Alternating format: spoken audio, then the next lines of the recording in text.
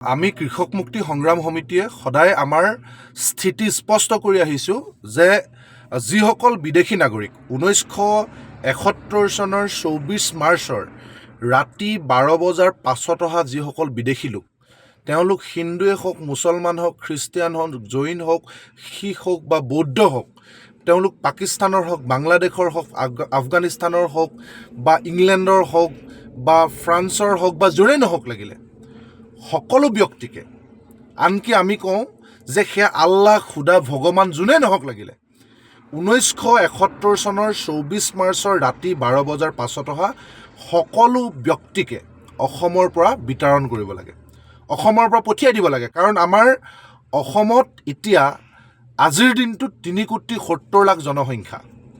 আমাৰ নিজৰ মানুহৰ কাৰণে যিসকল বৈধ ভাৰতীয় নাগৰিক, তেওঁলোকৰ কাৰণে আজিৰ দিনটোত অসমৰ মাটিৰ অভাৱ।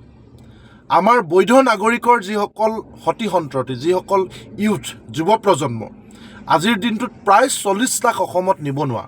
তেনেস্থলত আমাক এগৰাকীও অবৈধ বিদেশী নাগৰিক নালাগে। তেওঁলোক যোন ধৰ্মৰ, যোন জাতিৰ, যোন দেশৰে নহওক লাগিলে, তেওঁলোকক অনতি বিলম্বে চিনাক্ত কৰি অসমৰ পৰা বিতাড়ন কৰিব লাগে। সেইটো কৃষক মুক্তিৰ স্পষ্ট মত।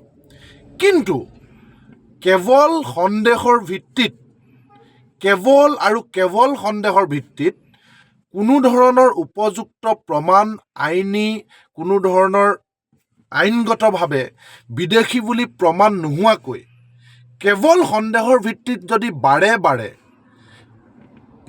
এটা চমক সৃষ্টি কৰিবৰ কাৰণে, ইছ্যু ডাইভাৰ্ট কৰিবৰ কাৰণে, কেৱল পাব্লিচিটি ষ্টাণ্টৰ কাৰণে, বিদেশীৰ নামত ৰাজনীতি কৰিবৰ কাৰণে, সাম্প্ৰদায়িক ৰাজনীতি কৰিবৰ কাৰণে যদি বৈধ মানুহক কেৱল ধৰ্মৰ ভিত্তিত এনেকৈ বাৰে বাৰে হাৰাশাস্তি কৰি থকা হয়, তেতিয়াহ'লে বৈধ নাগৰিকসকলেও নিজকে দ্বিতীয় শ্ৰেণীৰ নাগৰিক বুলি অনুভৱ কৰিবৰ কাৰণে তেওঁলোক বাধ্য হ'ব, যিটো সমাজৰ কাৰণে কেতিয়াও শুভ লক্ষণ নহয়।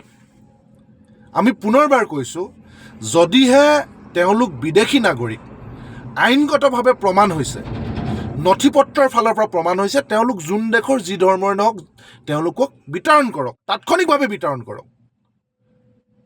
কিন্তু কেৱল যদি সন্দেহৰ ভিত্তিত, পাব্লিচিটি ষ্টাণ্টৰ বাবে, ৰাজনৈতিক চমক সৃষ্টি কৰিবৰ কাৰণে, ৰাজনৈতিক সাম্প্ৰদায়িক এজেণ্ডা ফুলফিল কৰিবৰ কাৰণে যদি নিৰ্দিষ্ট ধৰ্মৰ মানুহক টাৰ্গেট কৰি এনেকৈ বাৰে বাৰে হাৰাশাস্তি কৰা হয়, বাৰে বাৰে অপমান কৰা হয়, তেতিয়াহ'লে সেই বৈধ নাগৰিকসকলেও নিজকে দ্বিতীয় শ্ৰেণীৰ নাগৰিক বুলি ভাবিবলৈ বাধ্য হ'ব, যিটো সমাজৰ কাৰণে শুভ লক্ষণ নহয়।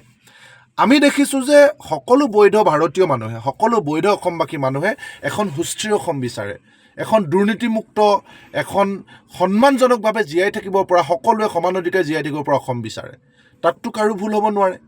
কিন্তু সেই ধৰণৰ এখন সমাজ গঢ়িবলৈ হ'লে এনেকুৱা ধৰণৰ কিছুমান হঠকাৰী, ৰাজনৈতিক চমক সৃষ্টিকাৰী সিদ্ধান্তই সমাজখন নিঃশেষ কৰিব, ধ্বংস কৰিব।